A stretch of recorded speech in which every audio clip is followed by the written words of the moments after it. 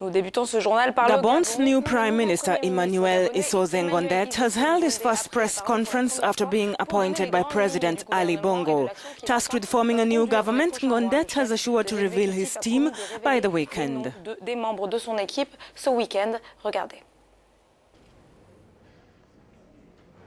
Newly appointed Gabonese Prime Minister has already begun work. Following his appointment, Emmanuel Issou-Senghondet held his first press conference to announce the date on which he is set to make public his government's new cabinet. The cabinet of the new government will be announced on Sunday, October 2nd. It is an open government, largely open to the forces of the nation, and discussions are continuing towards this course.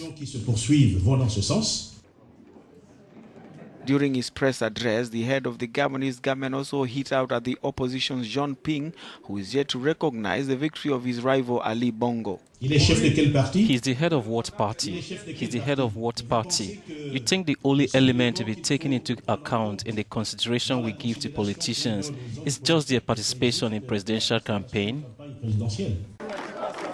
And at the same time, the prosecutor of the International Criminal Court at The Hague has announced the opening of a preliminary probe into the post-election violence that left several people dead in Gabon.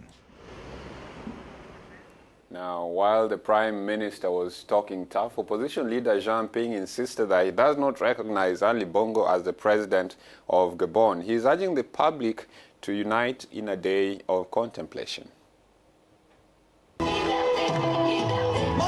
The talk of war between Ali Bongo and Jean Ping continues even after the recognition of Ali Bongo as president by the country's constitutional court. Ali Bongo is working with Gabon's newly appointed prime minister to form an open and inclusive government, but Jean Ping insists he will not recognize Ali Bongo as president.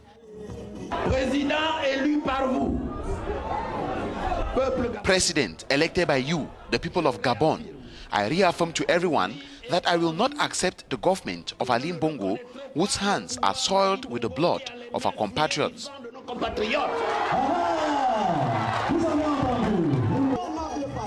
Jean Ping insists that Gabon needs to be proud of strong institutions and not a strong man. Ali is calling for a dialogue. Can you call people to a dialogue with guns, with helicopter, with jet fighter, you know, with a gun to killing, jailing everybody? Is it what? Is it a dialogue? Ping has called on Gabonese to reject Ali Bongo and to unite and observe a national day of contemplation on October the 6th so as to show solidarity to those who have died as well as compassion to families in mourning. And university students in South Africa are continuing with their protests against an increase in tuition fees. 11 students were arrested in Grahamstown during a face-off with security forces.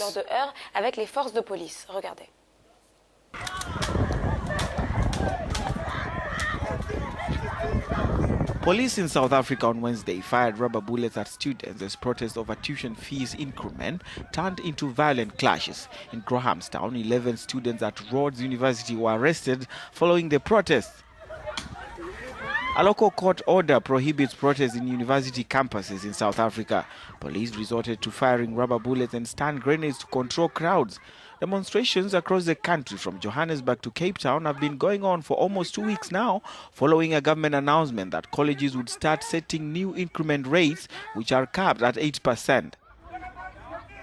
Unrest has hit many South African universities over the past year as students have protested against fee increments that they say force the poorer and often black students out of education. Now, the reign of terror by the Islamist militant group Boko Haram in northeastern Nigeria may not entirely be over right now, but the residents are now finding ways to make a living. Here's a report. Nigerians displaced by the Boko Haram insurgency in the country's northeast are finding innovative ways to build businesses from scratch in order to support their families while hoping to return home someday.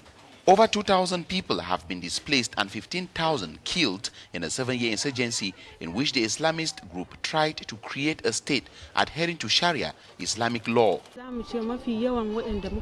Most of us in this camp lost our husbands in the conflict. We have many children who have daily needs and no money to take care of them. Many of those displaced had arrived at the camps without money or possessions. They have been surviving thanks to the support of the government and non-governmental organizations. The skills acquisition scheme was introduced by the National Emergency Management Agency a few months ago so as to help displaced persons get training in various fields. We don't want to make a market within the IDP settlement for some security reasons, but we always encourage if they can have an outlet somewhere, that would be very good. So that they can easily take their materials into those outlets and then sell it in wholesome and then come back to the camp. Displaced families complain that living conditions are poor, and the United Nations says many of the makeshift shelters are overcrowded and substandard in terms of water and sanitation facilities, cooking and privacy, especially for women.